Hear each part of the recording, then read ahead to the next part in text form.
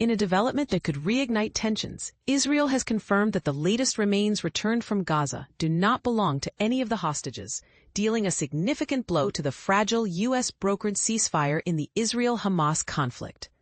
This revelation comes as a stark reminder of the complexities and challenges surrounding the truce, which has been teetering on the edge of collapse.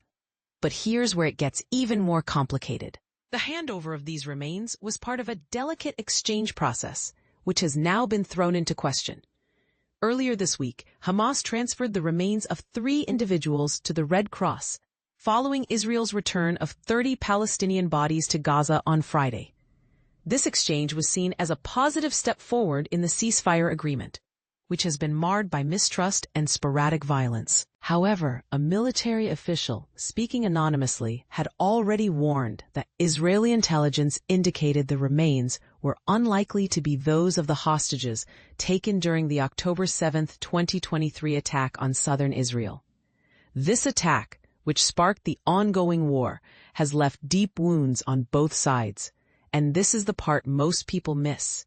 The process of identifying and returning remains is not just a logistical challenge, but also an emotional minefield. On Saturday, Israeli Prime Minister Benjamin Netanyahu's office confirmed the military suspicions, stating that the remains did not match any of the hostages, though no further details were provided. This lack of clarity has left many questions unanswered, further complicating an already tense situation. Hamas's armed wing later issued a statement claiming they had offered to provide samples of the unidentified bodies on Friday. But Israel refused, requesting the remains for examination instead. "We handed the bodies over to stop the claims of Israel," the statement read, highlighting the ongoing war of narratives between the two sides. The identity of the remains remains unknown, adding another layer of mystery to this tragic saga. Since the ceasefire took effect on October 10th, Palestinian militants have released the remains of 17 hostages held in Gaza for the past 2 years. However, the return of the last 11 hostages remains, as stipulated in the truce deal, has been painstakingly slow, with only 1 or 2 bodies released every few days. This snail-paced progress has tested the patience of all involved parties. Here's a controversial point to consider. While Israel has returned 225 Palestinian bodies since the ceasefire began, only 75 have been identified by families, according to Gaza's health ministry. The circumstances of their deaths remain unclear. Were they killed during the October 7th attack? Died in Israeli custody? Or recovered from Gaza during the war? This ambiguity has fueled suspicions and accusations on both sides, making reconciliation even more difficult.